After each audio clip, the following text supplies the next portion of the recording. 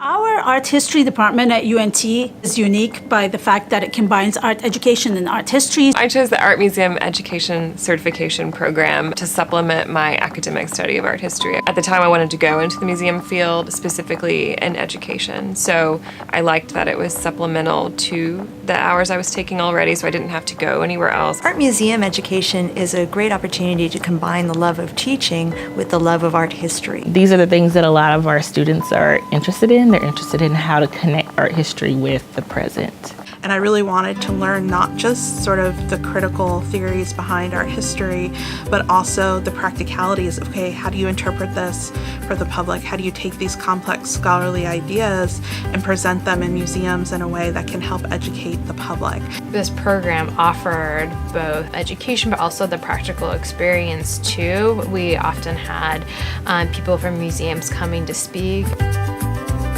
Half of my class is spent actually on site, looking at real, authentic works of art, talking to people who interpret and plan and educate around those works of art and who work in those museums. You are exposed to the different museums in the area and their staff, so I thought it's a great way of connecting with people and making a network for myself if I wanted to stay in the area, which I did. And so I enjoyed going to the different institutions, meeting the different types of professionals there, and kind of seeing what the museum world would hold as far as a career path.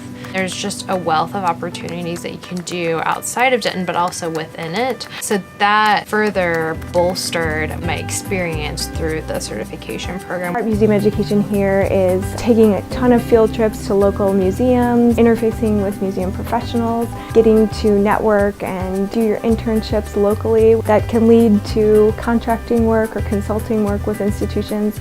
We've had lots of students who do their summer internship and it rolls into a full-time job, which is, truly the best case scenario.